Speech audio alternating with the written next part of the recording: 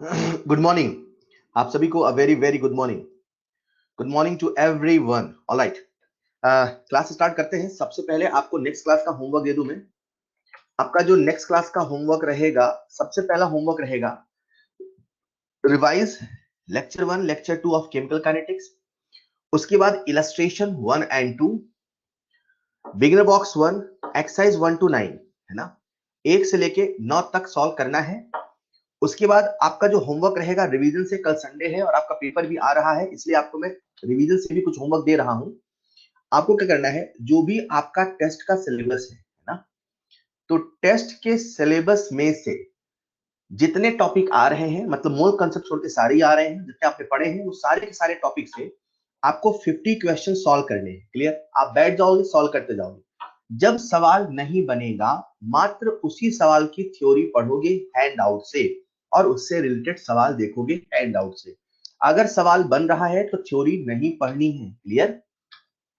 इस बार अगर हम सवाल कर रहे हैं और सवाल नहीं बनता है, तभी आपको थ्योरी पढ़नी है। मतलब सवाल करते चलना, जहां जहां नहीं बने वहां वहां पढ़ते चलना। क्लियर? उसके बाद जैसा मैंने आप सबसे कहा था कि थर्मो और बीओजी का डिस्कशन पेंडिंग है, ठीक है। तो बच्चों उसके लिए आपको मैं कल का टाइम दे रहा हूं। कल आप लोग मुझे मतलब संडे को 4 to 6 PM, ठीक है, कॉल करके या व्हाट्सएप में मैसेज करके आप मुझसे डाउट पूछ सकते हैं। लेकिन वही है कि आप डाउट पूछने के पहले सवालों का इस सोल्यूशन ऐप पे रिकॉर्डेड सोल्यूशन देखें।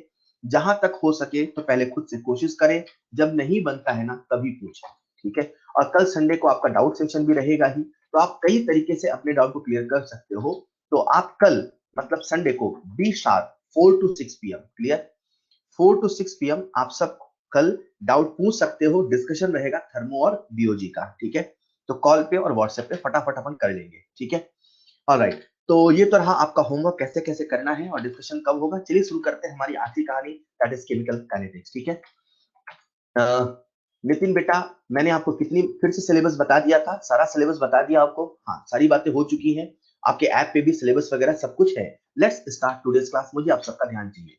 कल हम बात कर रहे थे रेट ऑफ रिएक्शन की, ठीक है। बच्चों अपन ऐसा करते हैं, जब इस चैप्टर को पढ़ेंगे ना, तो मान के चलते हैं अपने पास एक अमोनिया की फैक्ट्री है, ठीक। आज हम सब इमेजिन कर लेते हैं अपन सबके पास एक अमोनिया की फैक्ट्री है, ठीक।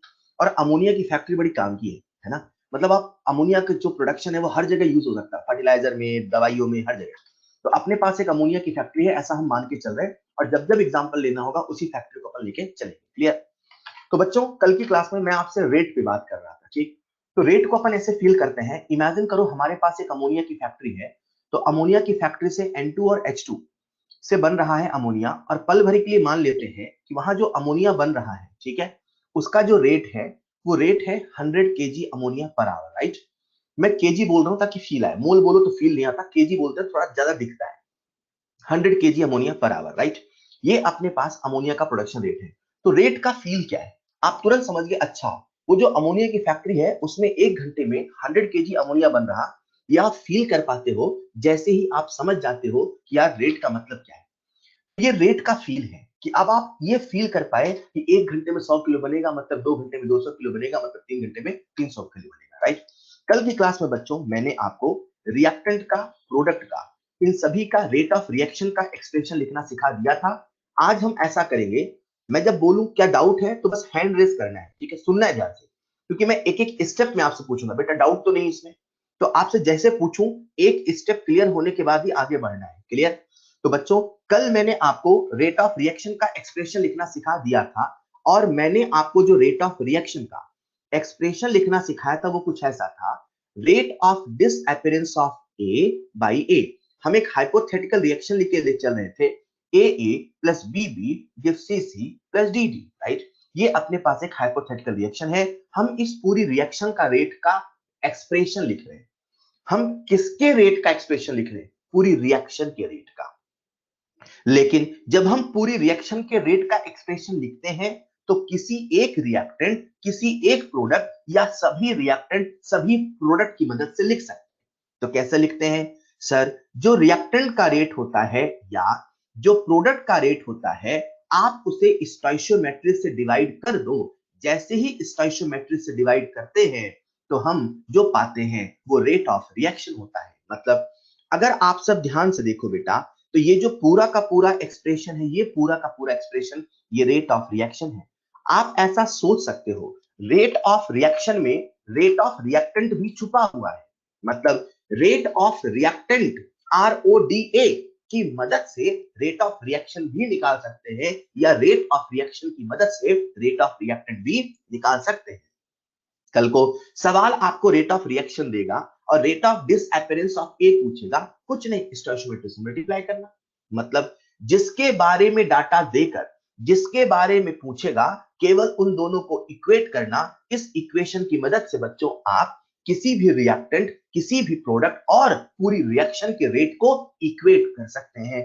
ये जो एक्सप्रेशन आपके सामने लिखा है, इसे हम ऐसे भी लिख सकते हैं, इसे हम ऐसे भी लिख सकते हैं। कैसे?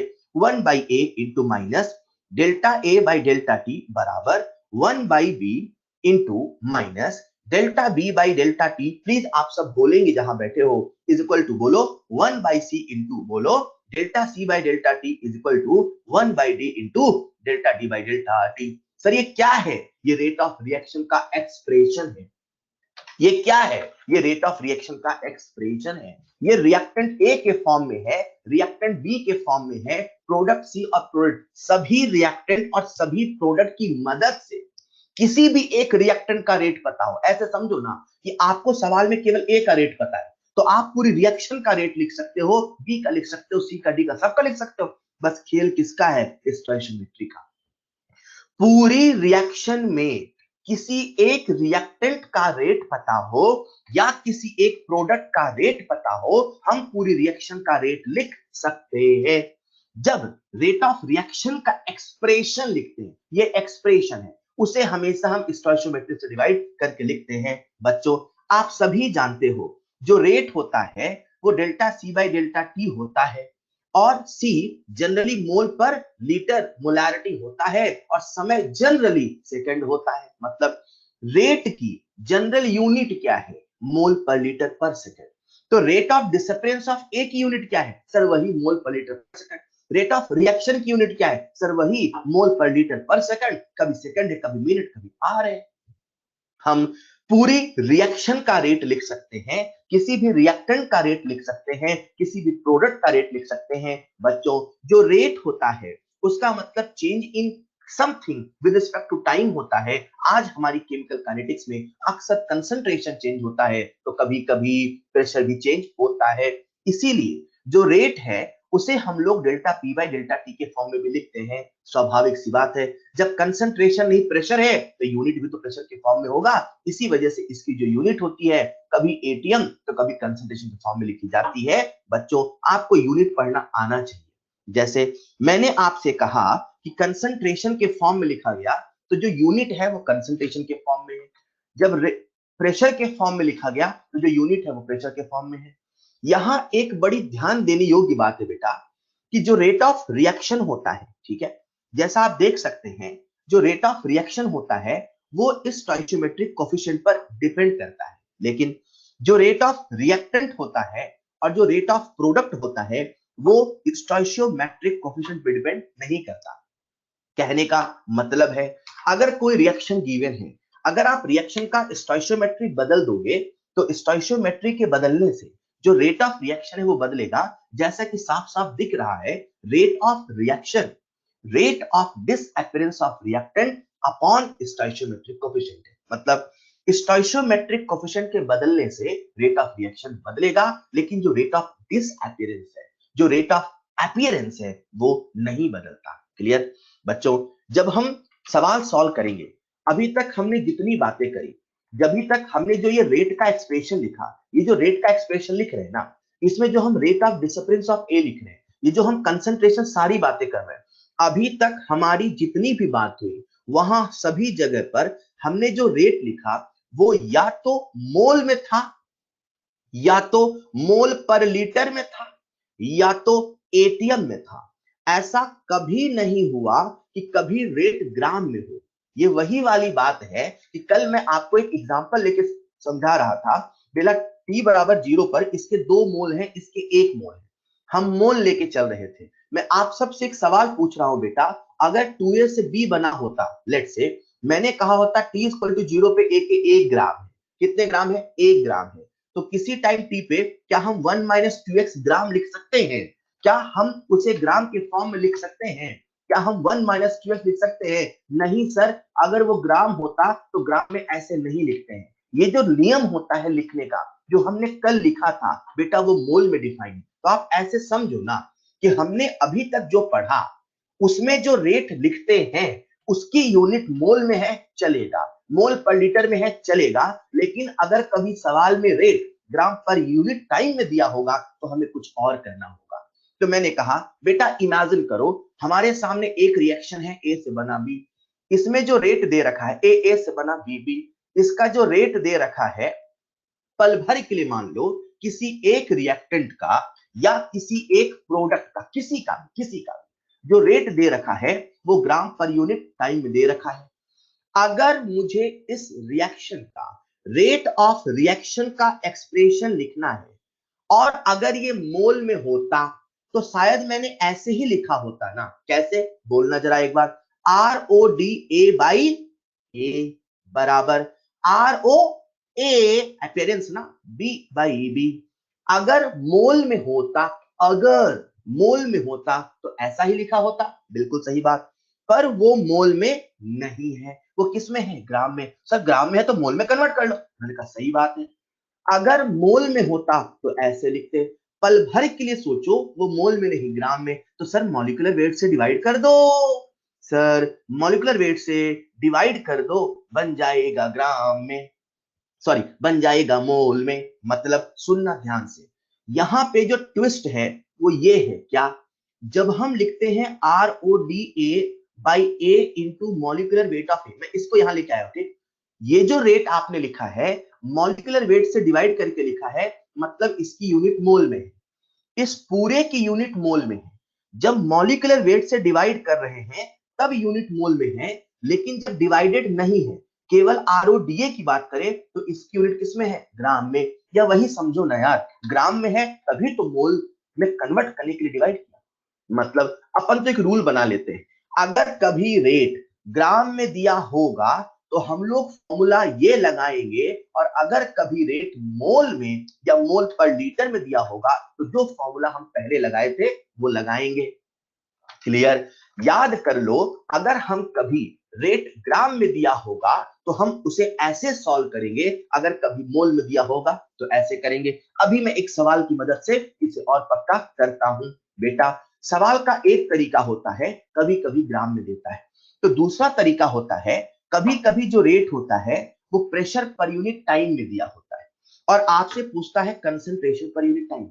मतलब इमेजिन करो अपने सामने एक रिएक्शन है, हमें किसी एक रिएक्टेंट का या किसी एक प्रोडक्ट का जो रेट है वो प्रेशर में दे रखा है, एटीएम पर सेकंड दे रखा है, एटीएम पर मिनट दे रखा है, ऐसा कुछ दिया है, और बोलेगा अगले का निकालो कंसंट्रेशन में, मोल पर लीटर में।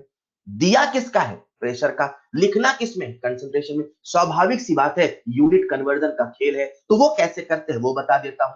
बेटा रेट हमें delta P by delta T के फॉर्म में दिया है, हमें यहाँ सी कंसंट्रेशन लिखना है। तो कैसे लिखे सुनिएगा, आप सब जानते हो पीवी बराबर एनआरटी होता है। पी को मैं n by V R T कह दूं, चलेगा? चलेगा। एन बाई वी को मैं कंसंट्रेशन कह दूं, चलेगा? चलेगा।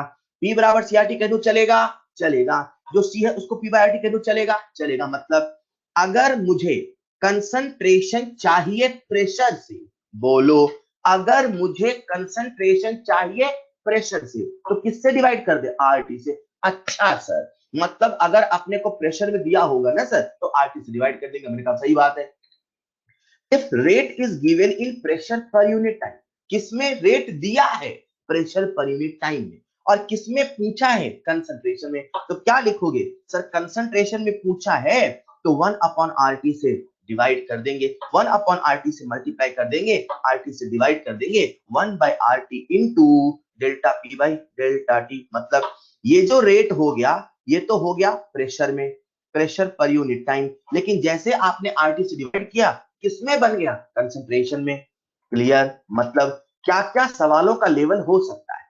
सर सवालों का लेवल हो सकता है सारा डाटा मोल मोलैरिटी में दिया हो, पहले वाला किस्सा हो सकता है, ग्राम में दिया हो, ये वाला फॉर्मूला। अभी समझाता हूं न्यूमेरिकल से।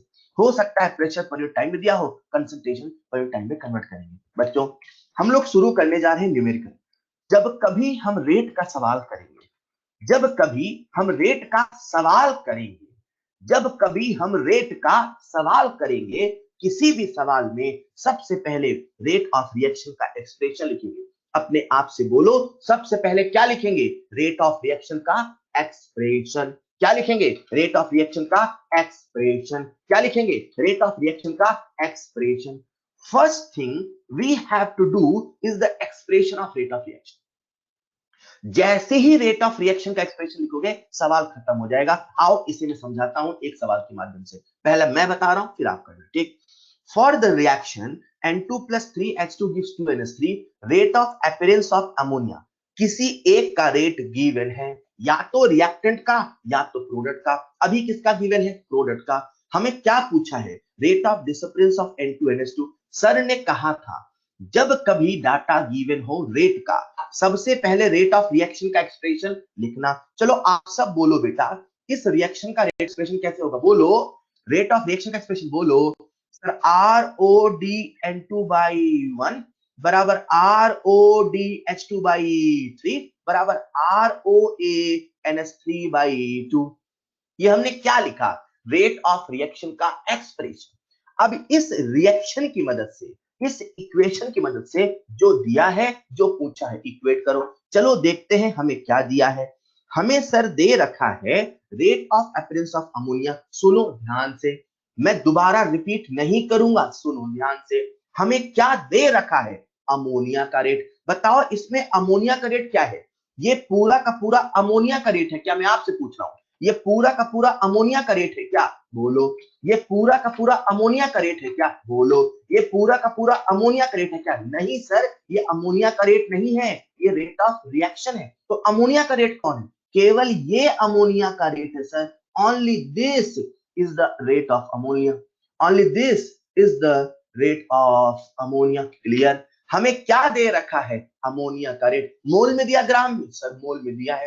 बढ़िया है। क्या पूछा है? N2 और H2 का। तो जिसका पूछा है उन दोनों को इक्वेट करते हैं। सबसे पहले फोकस करते हैं N2 और अमोनिया को। अमोनिया की मदद से N2 और फिर H2। तो फर्स्ट पार्ट निकाल रहे हैं। RODN2/1 बराबर ROANH3/2। बोलो ठीक है। सबसे पहले रेट ऑफ रिएक्शन का एक्सप्रेशन लिखना होगा, फिर जो जो पूछा है उसको इक्वेट कर दो, खेल खत्म। हमसे क्या पूछा है? Sir RODN2। क्या हमें अमोनिया का रेट दिया है? दिया है। 2 इंटू 10⁻⁴/2, बोले तो 10⁻⁴ मोल पर लीटर पर सेकंड। उसी प्रकार से आते हैं सेकंड पार्ट में। किसका रेट पूछा? हाइड्रोजन का। अब आपको नाइट्रोजन का रेट भी मिल गया है। चाहे अमोनिया से निकाल लो, चाहे नाइट्रोजन से निकाल लो, बात बराबर है। मतलब चाहे RODN2/1 बराबर RODH2/3 करके निकाल लो, चाहे RODH2/3 बराबर ROANH3/2 करके निकाल लो। बस करना क्या है? अपने को तो इक्वेट करना है जो पूछा है। तो बच्चों आप इन दोनों को इक्वेट करेंगे और यहां से आंसर निकालेंगे। तो जो नेक्स्ट पार्ट आता है that is rate of disappearance of hydrogen. तो मैं सीधे लिख देता हूं, rate of disappearance of hydrogen, यही से इक्वेट करना है, इज इक्वल टू 3/2 इंटू, किसी से भी कर लो, मैं उससे कर रहा हूं, इंटू 2 इंटू 10⁻⁴। 2 से 2 कैंसल। बोलो कितना आया? 3 इंटू 10⁻⁴। बोलो सही है क्या? अब आते हैं थर्ड पार्ट में, that is rate of reaction. आप सब मुझे जवाब देना बेटा। आप सब मुझे, जो मैं गोला बनाऊं, बताना क्या है ये गोला? क्या है? पीला पीला। ये गोला क्या है? पीला पीला। बोलो। ये गोला क्या है? पीला पीला। बोलो। ये गोला क्या है? Rate of reaction. ये क्या है? पीला पीला। Rate of reaction. ये क्या है? पीला पीला। Rate of reaction. तो किसी से भी निकाल लो, पूरा का पूरा क्या होगा? Rate of reaction. चाहे ये बता दो पहला पीला, चाहे दूसरा पीला, चाहे तीसरा पीला, वही बता दो, सब के सब क्या है? Rate of reaction. तो चलो हम लिख लेते हैं रेट ऑफ रिएक्शन। N2 का तो निकाला था, N2/1 वही सबसे आसान है। सर यहाँ पे जो रेट ऑफ रिएक्शन होगा वो होगा 10⁻⁴ मोल पर लीटर पर सेकंड। एक बच्चा मुझसे पूछ रहा है, सर निगेटिव साइन नहीं होगा? सर नेगेटिव साइन नहीं होगा बेटा, जिसने मुझसे पूछा था मुझसे पूछ रहा हूं, ये डी का मतलब क्या होता है? What is the meaning of D? D का मतलब क्या है? डी का मतलब क्या है? बोलो ना। डी का मतलब क्या है? बोलो ना। डी का, वो पूछ के गायब हो गया, बोला हम नहीं बोल रहे सर, डिसअपियर। तो जब आप बोल रहे हो रेट ऑफ डिसअपियरेंस, आप बोल रहे हो, आप लिख रहे हो, तो स्वाभाविक सी बात है आप गायब होने का रेट ही तो बता रहे हो। जब गायब होना बोल रहे हो तो काहे को माइनस साइन लगाए? हाँ, आपने ऐसे लिखा होता रेट ऑफ हाइड्रोजन, तो आपको बताना पड़ता एग्जामिनर को क्या कि भैया ये जो हाइड्रोजन का रेट है ये कम हो रहा, इसलिए आप लिखते 3 इंटू 10⁻⁴। पर आपने बोल दिया आरओडी, आप बोल रहे हो सर कम हो रहा है। जब बोल रहे हो कम हो रहा है तो काहे को माइनस साइन लगा रहे हो? मतलब अगर सिंपल रेट लिखते तो माइनस साइन लगाते। हमने आरओडी बोल दिया है। रेट कभी नेगेटिव नहीं होता है। जब जब कोई फिजिकल चीज नेगेटिव होता है वो अपने साथ एक संदेश लेके आता है, वो संदेश आपने शब्दों में लिख दिया तो काहे का नेगेटिव साइन? बच्चों अगर आप सबको समझ में आया है तो अगला सवाल आपके सामने हम लेके आए हैं। अगला सवाल आप सबके सामने स्क्रीन पर कोशिश करेंगे, अटेम्प्ट करेंगे। हिंट है, यहाँ 10 लीटर लिखा है, इसे भूलना नहीं। यहाँ पे आप सबको जो रेट निकालना है वो निकालना है मोल पर लीटर पर सेकंड में।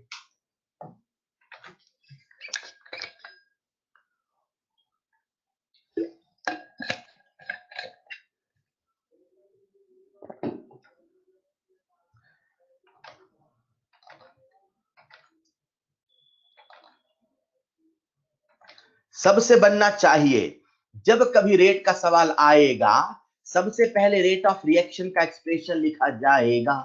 रेट ऑफ रिएक्शन का एक्सप्रेशन लिखिए और फिर सॉल्व करिए, सवाल में कुछ नहीं है। बट ये सबसे पहले पूछो कि आखिर डाटा किसका दिया है। जो डाटा गिवन है वो किस चीज का डाटा गिवन है, वो समझ लिया तो सवाल आसानी से बन गया। डाटा गिवन किसका है?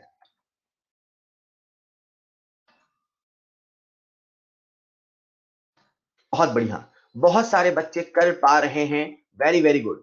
सबसे पहले रिएक्शन का, रेट ऑफ रिएक्शन का एक्सप्रेशन लिखना होगा। सबसे पहले रिएक्शन का, रेट ऑफ रिएक्शन का एक्सप्रेशन लिखना होगा।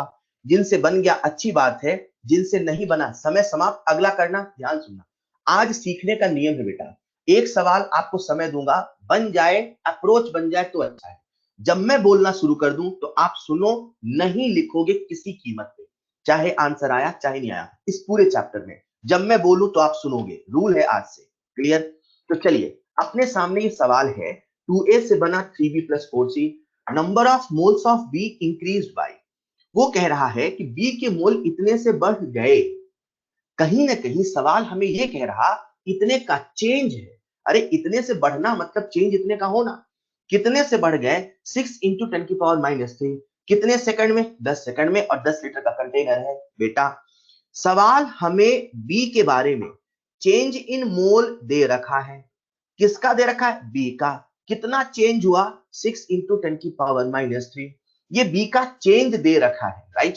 समय दे रखा है 10 सेकंड, राइट। और हमें वॉल्यूम दे रखा है 10 लीटर। हम सबको पता है जो रेट होता है, जो बी प्रोडक्ट है, rate of appearance of B होगा बेटा, उसके लिए फॉर्मूला इस्तेमाल होगा delta C by delta T. C का मतलब क्या है? कंसंट्रेशन, और कंसंट्रेशन मतलब एन बाई वी। कंसंट्रेशन मतलब एन बाई वी। तो क्या लिखोगे आप? 6 इंटू 10⁻³ अपॉन 10 इंटू 10 बराबर 6 इंटू 10⁻⁵ मोल पर लीटर पर सेकंड। ये क्या है? What is this? ये है रेट ऑफ अपीयरेंस, राइट। हमने अभी बी का रेट ऑफ अपीयरेंस लिख लिया, लेकिन सर आपने तो कहा था जब भी कभी रेट का सवाल आएगा सबसे पहले रेट ऑफ रिएक्शन का एक्सप्रेशन लिखा जाएगा, तो लिख लेते हैं ना। Rate of reaction is equal to RODA by 2 बराबर ROAB बाई 3 बराबर ROAC बाई 4। ये क्या है? रेट ऑफ रिएक्शन का एक्सप्रेशन। इसमें हमें क्या पता है? सर हमें इसमें जो बी है, ROAB, rate of appearance of B का डाटा पता है। हमें इसका डाटा पता है तो अपन क्या करेंगे? इसको पुट कर देंगे। ये जो डाटा है ये रेट ऑफ रिएक्शन नहीं है, अपॉन 3 रेट ऑफ रिएक्शन है। हमें रेट ऑफ रिएक्शन नहीं पता, हमें केवल बी का rate of appearance of B पता। क्लियर? हम किसका डाटा पुट करेंगे? अपीयरेंस का।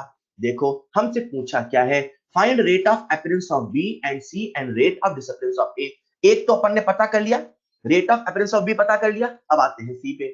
तो अपने को बी का अपीयरेंस का रेट पता चल चुका है। Rate of expression, rate of reaction के एक्सप्रेशन से ए और बी और सी के बीच में रिलेशन भी मिल गया। कैसे? सेकंड पार्ट सॉल्व कर रहा हूं मैं। Rate of appearance of B by 3 बराबर rate of appearance of C by 4। क्या दिया है? Appearance of B. क्या पूछा है? अपीयरेंस ऑफ सी। 4 को इधर भेज दो सर। क्या बन जाएगा? Rate of appearance of C is equal to 4/3 into rate of appearance of B. बोलो कितना है? 6 इंटू 10⁻⁵ सॉल्व करेंगे तो आएगा 8 इंटू 10⁻⁵ मोल पर लीटर पर सेकेंड। थोड़ा सा कॉमन से लगा के समझ जाना क्या लिखा है, मोल पर लीटर पर सेकेंड, राइट? हाँ, हो सकता है क्लियर कट नहीं दिखे क्या लिखा है, तो समझ जाना क्या लिखा है। ऑलराइट बच्चों, हमने फर्स्ट पार्ट निकाल लिया, सेकंड पार्ट निकाल लिया। अब पूछा है रेट ऑफ डिसअपीयरेंस ऑफ ए का डिसअपीयरेंस पूछा है, तो किसी दो को इक्वेट कर दें, कर सकते हैं। बाकी दोनों पार्ट आप सब करेंगे, बाकी दोनों पार्ट आप सब करेंगे। बहुत ही आसान सवाल। जब कभी रेट का सवाल आएगा, सबसे पहले रेट ऑफ एक्सप्रेशन, सबसे पहले रेट ऑफ रिएक्शन का एक्सप्रेशन लिखा जाएगा, फिर जो दिया है, जो पूछा है को इक्वेट कर देना, जो दिया है, जो पूछा है को इक्वेट कर देना।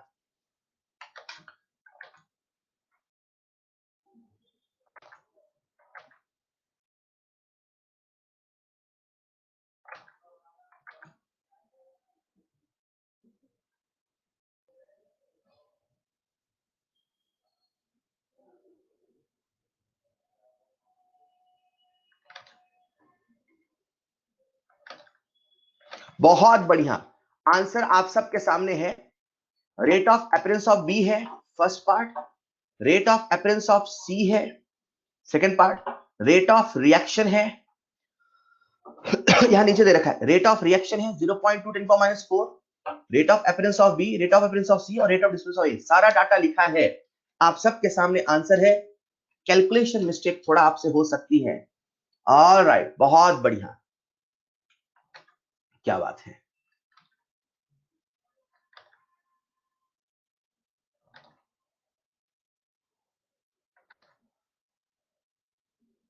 क्या सबको सवाल क्लियर है? अरे वाह, बहुत बढ़िया अभिजीत सिंह, अभिजीत सिंह बहुत अच्छे बेटा, वेरी वेरी गुड।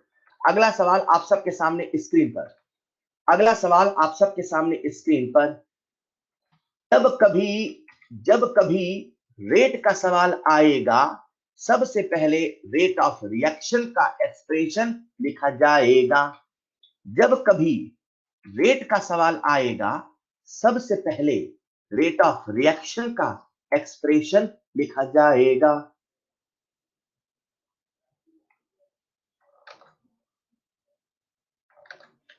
बिल्कुल आराम से करना, कैलकुलेशन मिस्टेक इसमें बहुत होती है, इसमें कैलकुलेशन मिस्टेक बहुत होती है बेटा।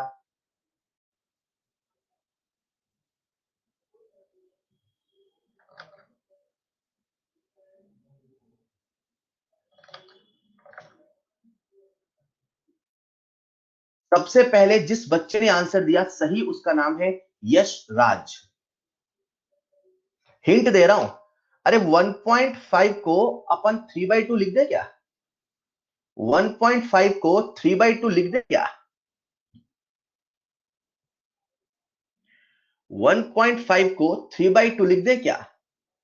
बहुत बढ़िया, अरे वाह। चलो मैं आपको सवाल सॉल्व करने का एक सिंपल सा तरीका बताता हूं, आप सब ने अटेम्प्ट कर लिया होगा। चलिए ध्यान से सुनेंगे जो मैं कहने वाला हूं, ध्यान से सुनेंगे बच्चों, बहुत अच्छे सुनिए ना। सर ने कहा था जब भी कभी रेट का सवाल आएगा, बोलो मेरे साथ एक बार, सबसे पहले रेट ऑफ रिएक्शन का एक्सप्रेशन लिखा जाएगा। अरे सवाल खत्म हो गया यार, रेट ऑफ रिएक्शन का एक्सप्रेशन लिखते हैं। चलो सर लिख लेते हैं, आर ओ आर बराबर आर ओ डी। बोलो एक बार प्लीज, जहां बैठे हो बोलो, बोलते बोलते चीज याद होती, सही कह रहा हूं। मैंने पहले भी कहा था, फिर कह रहा हूं, यहां बच्चे शब्दों को नहीं बोलते, दिमाग में सेट नहीं होता, दिमाग में सेट नहीं होता, सवाल समझ में नहीं आता। बोलो ROR बराबर RODA बाई A बराबर RODB बाई B बराबर ROAC बाई C। चाहे ऐसे लिखो क्योंकि DA बाई DT दे रखा है, वैसे लिख लेते हैं। जिस भाषा में सवाल दिया है उसी भाषा में लिख लेते हैं, थोड़ा फील आएगा। 1 by A into minus DA by DT बराबर 1 by B into minus DB by DT बराबर 1 by C into DC by DT। बोलो हाँ या ना बच्चों। वो जो अपने को डाटा दे रखा है उससे कंपेयर करते हैं, अपने को जो डाटा दे रखा है उससे कंपेयर कर रहे हैं। लिखा है माइनस, मैं आपको समझा रहा हूं तो इतनी मेहनत कर रहा हूं, ये ओरली होता है, ओरली आपको समझाने के लिए इतना लिख रहा हूं मैं, वरना सवाल देख के होता है। Minus D by D T जो दिया है वो लिख रहा हूं, equal to 2 into minus DB by D T equal to 1.5 को लिख देता हूं मैं 3 by 2 into DC by D T. बोलो हाँ या ना। अब कंपेयर करते हैं, ऐसा नहीं लग रहा, यहां लिखा 1 बाई 1, ये जो स्टोइशियोमेट्री है अपन इसे मॉडिफाई कर रहे हैं। 1 बाई बी बराबर 2, 1 बाई सी बराबर 3 बाई 2, 1 बाई ए बराबर 1। ऐसा नहीं लग रहा ए की वैल्यू है 1, बी की वैल्यू है हाफ, ऐसा नहीं लग रहा सी की वैल्यू है, बोलो कितनी, सी की वैल्यू कितनी 2 बाई 3। अरे ए बी सी आ गया, सवाल खत्म हो गया। 1 is to half is to 2 by 3, 3 दूना 6, 3 2 जा 6, तो आंसर आ जाएगा 6 is to 6 से मल्टीप्लाई कर दो ना, तो सोचो। हेलो, तो 6 is to बोलो, 3 is to बोलो 4, and the correct answer is 6 is to 3 is to 4। एक बार चेक कर लेना, 6 is to 3 is to 4, 6 is to 3 is to 4। देखो कितनी आसानी से अपन ने सवाल सॉल्व कर लिया। एक और लंबा मेथड बताऊं क्या, एक बिग मेथड बताऊं क्या? हाँ, एक और अरे बता देता हूँ, देखो तो सही, ताकि हो सकता है किसी बच्चे के दिमाग में स्ट्राइक किया हो, ऐसे भी सोचे। अरे सुन तो लो यार, सुनने में क्या जा रहा है, जितनी बातें सुनेंगे उतना दिमाग में स्ट्राइक। हाँ मुझे पता आप नहीं सुनना चाहते, फिर भी सुनो, राइट सुनो। थोड़ा बड़ा मेथड है, आपको समझ में आएगा। हाँ कितना बढ़िया था वो, देखो ना। Minus D by D T, हमने सबसे पहले रेट ऑफ रिएक्शन का एक्सप्रेशन लिख लिया। Minus D by D T को लिख दिया अपन ने A by B minus D by D T. अब कंपेयर किया, इसका मतलब अपन यहां से समझ सकते हैं जो ए बाई बी है उसकी वैल्यू कितनी है 2, ए बाई बी की वैल्यू कितनी है 2, राइट। उसी प्रकार से हमने minus D by D T और डीसी बाई डी टी को कंपेयर किया, तो ए को उधर भेज दिया ए बाई सी। मतलब अपन समझ सकते हैं ए बाई सी को लिख लिया अपन ने कितना 1.5। अब बन चुकी है अपने पास दो इक्वेशन, दोनों इक्वेशन को सॉल्व करेंगे, ए और बी की वैल्यू निकालेंगे और फिर रेशियो निकालेंगे, आएगा 6:3:4। ऑलराइट, फिर से वही बात, जब कभी रेट का सवाल आएगा सबसे पहले रेट ऑफ रिएक्शन का एक्सप्रेशन लिखा जाएगा, सबसे पहले रेट ऑफ रिएक्शन का एक्सप्रेशन लिखा जाएगा। अगला सवाल आप सबके सामने है स्क्रीन पर, अगला सवाल आप सबके सामने है स्क्रीन पर। If the reaction 2NO2 gives 2NO plus O2, the rate of formation of NO is 6 ग्राम पर मिनट। हमें किसका रेट दे रखा है, NO का, पर किस में दिया है, ग्राम में, ग्राम में दिया है। हमसे पूछा है रेट ऑफ डिसोसिएशन ऑफ, मान लो सवाल अपने से ग्राम में पूछा है, दिया भी डाटा ग्राम का है और पूछा भी ग्राम का है, ठीक है। दिया भी डाटा ग्राम का है, पूछा भी अपने से ग्राम में है। चलो दिमाग लगाओ, फिर मैं करता हूं। मैंने आपको फॉर्मूला हालांकि पहले ही बता दिया, तो दिमाग लगाने का काम ही नहीं होता, फिर भी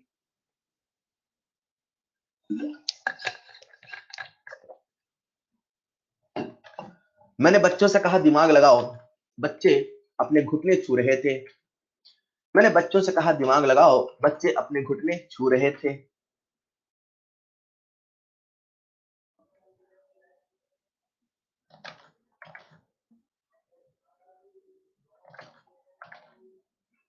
कुछ तो तलवे खुजला रहे थे।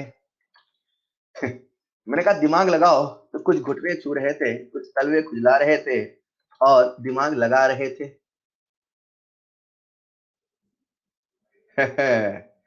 ऑलराइट, चलिए, तो बेहद ही आसान सवाल है। कैसे करना है मुझे आप सबका ध्यान चाहिए। आप सबने अटेम्प्ट कर लिया, बहुत बढ़िया। इस चैप्टर का रूल है, बोलो क्या, जब मैं बोलूंगा तो केवल मैं बोलूंगा, आप सुनेंगे, आपको लिखना नहीं, आपको बोलना नहीं, ठीक। जब मैं बोलूं बोलो तभी बोलना है। ऑलराइट, अपने सामने एक रिएक्शन है। सर ने तो कहा था जब भी रेट का सवाल आएगा सबसे पहले रेट ऑफ रिएक्शन का एक्सप्रेशन लिखा जाएगा। रेट ऑफ रिएक्शन बराबर RODNO2 बोलो बाई 2 बराबर बोलो ROANO बाई 2 बराबर बोलो ROA O2/1। ये फॉर्मूला कब लगेगा सर? ये तब लगता है जब मोल में दिया होता है रेट, मोल पर लीटर में दिया होता है रेट। आज किस में दिया है सर? आज तो दिया ग्राम में है। तो कौन सा लगेगा सर? नीचे मॉलिक्यूलर वेट भी तो आएगा, नीचे मॉलिक्यूलर वेट भी तो आएगा। सही बात है। चलो देखते हैं किसका डाटा दिया है, किसका पूछा है। सर हमें डाटा NO का दिया, ठीक है। हमसे पूछा NO2 है, ठीक है। बाकी दुनिया भूल जाओ, दोनों पकड़ के ले आओ। मतलब हम लिख लेते हैं ROD NO2/2 into molecular weight of NO2 बराबर ROANO/2 into molecular weight of NO। अब आपको यार मॉलिक्यूलर वेट तो लिखना पड़ेगा, लेकिन लिखने के पहले आपसे कुछ सवाल पूछ रहा हूँ। चलो एक बार वैल्यूज लेते हैं फिर बात करते हैं, ठीक है। एक बार सारी वैल्यू को पुट कर लेते हैं। यार NO2 का मॉलिक्यूलर वेट कितना होता है, कोई बताएगा? NO2 का मॉलिक्यूलर वेट कितना होता है? 46। बिल्कुल सही, बहुत अच्छे। बताओ NO का मॉलिक्यूलर वेट कितना होता है? NO का 2 इंटू 30। अरे वाह यार, बहुत टैलेंटेड है आप सब। बच्चों मुझे एक सवाल का जवाब देना, जो आपसे पूछ रहा हूं बस उतना ही जवाब देना, राइट। ये हरा हरा पूरा, इसकी यूनिट क्या है? ये जो हरा हरा है पूरा, इसकी यूनिट क्या है? Unit unit. ये जो हरा हरा है पूरा, इसकी यूनिट क्या है? बोलो पूरे की यूनिट क्या है? सर पूरे की यूनिट है मोल। आधा बच्चा लिख रहा था ग्राम, अरे एक बच्चा लिखा है, नाम नहीं पढ़ पाया मैं, चला गया। उसने लिखा है ग्राम। ओ भैया, जब मॉलिक्यूलर वेट से डिवाइड कर दिया तो काहे का ग्राम? जब मॉलिक्यूलर वेट से डिवाइड कर दिया तो काहे का ग्राम? ये पूरा का पूरा क्या है? मोल। लेकिन अब मैं जिसे बना रहा हूं दूसरे कलर से, लेट से पीला पीला, ये जो आपको पीला पीला नजर आ रहा, पीला पीला केवल, बताओ इसकी यूनिट क्या है? बोलो बेटा इसकी यूनिट क्या है? पीले पीले की, पीले पीले की यूनिट क्या है? पीले पीले की यूनिट क्या है? हाँ, इसकी यूनिट है ग्राम पर मिनट। अपने को किस में निकालना है सर? ग्राम में। ऑलराइट, चलो निकालते हैं। तो अपने को निकालना ग्राम में, सर लिख देंगे RODNO2 बराबर 2 इंटू 46 इंटू 6/2 इंटू 30, 6 5 जा 30, 2 2 से कैंसिल होगा, 9.2 ग्राम पर मिनट। कितना आसान था यार, आप सबसे बन गया होगा ऐसा मुझे लग रहा है। सर आप तो सवाल दो, सर देखना कैसे करते हैं। अरे बोलो, क्या बात, बहुत बढ़िया। कुशल मंगल, कहाँ खो जाते हो कुशल? सब कुछ कुशल मंगल तो है। आप सब सीख रहे होंगे, हर सवाल से सीखते चलो। अगले सवाल को बिल्कुल सही जवाब देना है, कि खुद से वादा करते रहो। अगला सवाल आप सबके सामने स्क्रीन पर, अगला सवाल आप सबके सामने स्क्रीन पर। A gives and B, diagram बना रखा है, ग्राफ बना रखा है। आपको ग्राफ से डर लगता है इसीलिए बना रखा है, बाकी सवाल बहुत सिंपल है।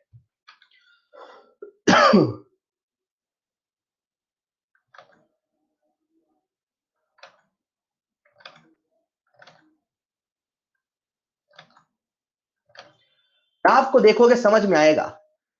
ऊपर से नीचे गिरता हुआ रिएक्टेंट, जीवन के साथ समय के साथ बढ़ता हुआ प्रोडक्ट, इनिशियल कंसंट्रेशन रिएक्टेंट की 0.6, एक सेकंड के बाद 0.5, प्रोडक्ट की इनिशियल 0, फाइनल 0.3।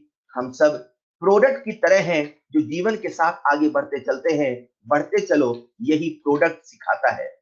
बच्चों कितना आसान है।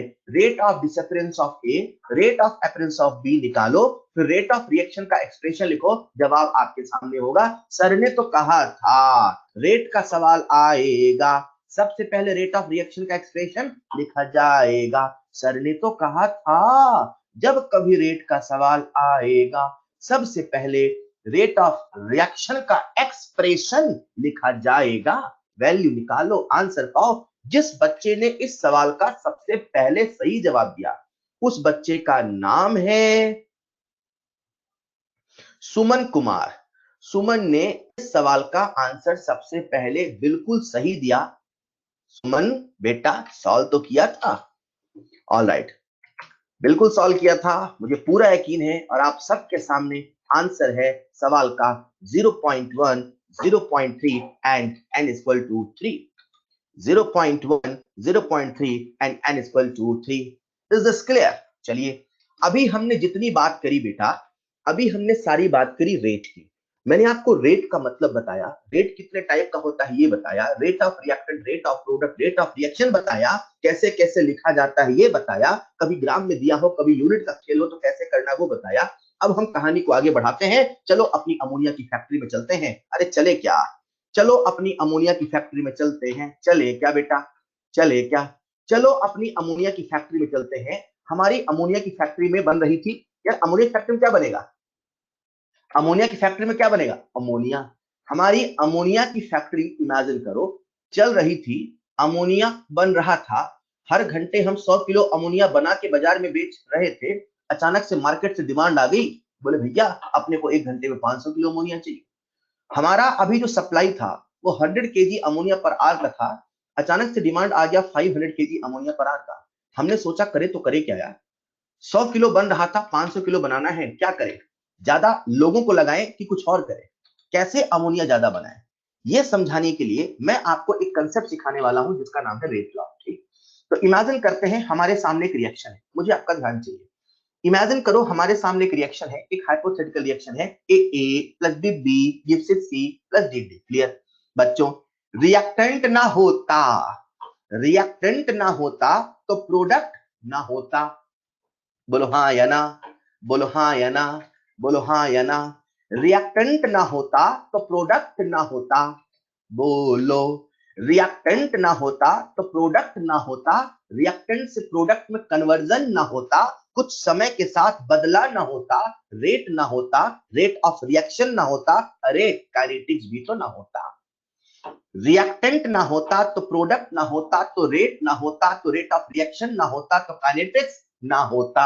मतलब अगर किसी रिएक्शन का रेट है, अगर किसी रिएक्शन का रेट है तो वो इसीलिए है क्योंकि रिएक्टेंट है। अगर रिएक्टेंट ना होता तो रेट भी तो ना होता। मतलब एक बात तो पक्की है, रिएक्शन का जो रेट होता है, किसका रेट, रिएक्टेंट का नहीं, प्रोडक्ट का नहीं, रिएक्शन का।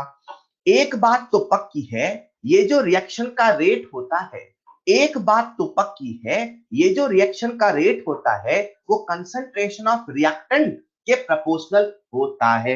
हमारी वो जो अमोनिया की फैक्ट्री थी जिसमें अमोनिया बन रहा था, हमने सोचा यार ये जो अमोनिया बन रहा है, ये जो रिएक्शन हो रहा है, इस रिएक्शन का रेट है। समझते हैं इस रिएक्शन का जो रेट है डिपेंड किस पे कर रहा भाई, 100 किलो से 500 किलो अमोनिया बनाना है तो रेट ही तो बढ़ाना है। तो आपको ये तो समझना पड़ेगा ना कि रेट डिपेंड किस पे करता है। तो आपको मेरी बात याद आई, रिएक्टेंट ना होता तो प्रोडक्ट ना होता, तो रेट ना होता, तो रिएक्शन ना होता, तो सारी कहानी ना होती। आपने कहा sir rate of reaction is proportional to N2 की एंड H2। मैंने कहा अच्छा, मतलब इस रिएक्शन का जो रेट है वो N2 की कंसंट्रेशन और H2 की कंसंट्रेशन पे डिपेंड करता है। सही बात है, तो हम समझ गए अच्छा, मतलब अगर रिएक्शन की रेट को बढ़ाना है तो कंसंट्रेशन को बढ़ाना है, रिएक्शन की रेट को बढ़ाना है तो कंसंट्रेशन को बढ़ाना है। अगर फैक्ट्री में अमोनिया ज्यादा बनाना है तो हम समझ गए कंसंट्रेशन को बढ़ाना है। हमने बाजार में ऑर्डर दे दिया, भैया 1000 किलो नाइट्रोजन लेके आओ, 1000 किलो हाइड्रोजन लेके आओ। आ गया, हमने नाइट्रोजन मिला दिया टैंक में 1000 किलो, हमने हाइड्रोजन मिला दिया 1000 किलो। पता चला कि कंसंट्रेशन को बढ़ा दिया लेकिन जो रेट है वो आज भी 100 केजी अमोनिया पर आ रहा है। मैंने कहा यार ये क्या बात हुई सर, आपने हमें पूरी बात नहीं बताई थी। आपने कहा था कि जो रिएक्शन होता है उसका जो रेट होता है वो कंसंट्रेशन ऑफ रिएक्टेंट के प्रोपोर्शनल होता है। तो सर हमने कंसंट्रेशन ऑफ रिएक्टेंट का प्रोपोर्शनल सोचा तो रिएक्टेंट ले आके मिला दिए, बदलना चाहिए, नहीं बदला। बेटा पूरी बात तो सुन लेते, पूरी बात क्या थी, रिएक्टेंट ना होता तो प्रोडक्ट ना होता, तो रिएक्शन ना होता, तो रेट ना होता, तो काइनेटिक्स भी ना होता। रेट है क्योंकि कंसंट्रेशन ऑफ रिएक्टेंट है। मतलब किसी भी रिएक्शन का जो रेट होता है वो कंसंट्रेशन ऑफ रिएक्टेंट के प्रोपोर्शनल होता है। लेकिन जब हम प्रोपोर्शनल बोलते हैं ना बच्चों, तो वहां पे एक वर्ड आता है डायरेक्टली प्रोपोर्शनल। मतलब अगर आप लिख देते हो ए प्रोपोर्शनल टू बी, तो वास्तव में प्रोपोर्शनल नहीं, डायरेक्टली प्रोपोर्शनल है। मतलब पावर 1 जो होती है वो डायरेक्टली प्रोपोर्शनल होती है।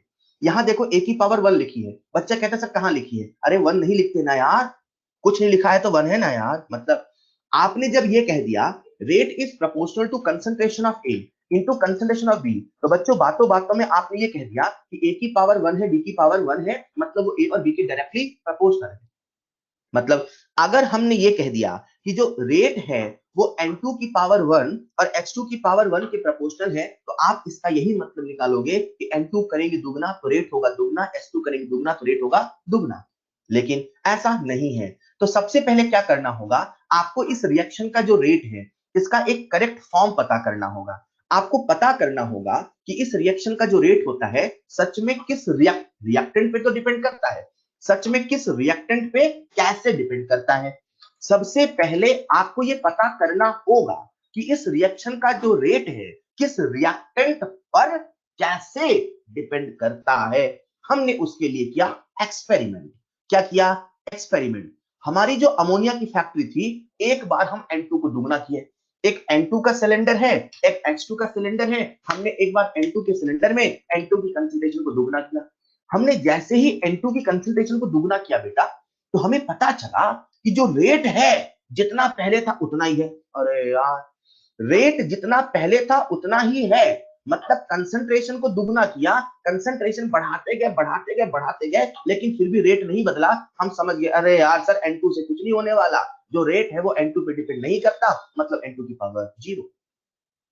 आज हम N2 की पावर 0 लगा पाए क्योंकि हम एक्सपेरिमेंट करके समझ पाए कि नाइट्रोजन की कंसंट्रेशन के बदलने से रेट नहीं बदलता है बच्चों। इसी प्रकार से हमने अगला एक्सपेरिमेंट किया हाइड्रोजन पे।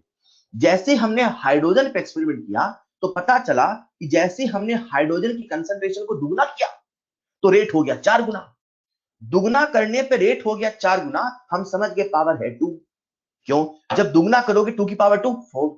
मतलब अगर आपको कंसंट्रेशन दुगना किया तो आप तुरंत समझ गए कितना हो गया 4।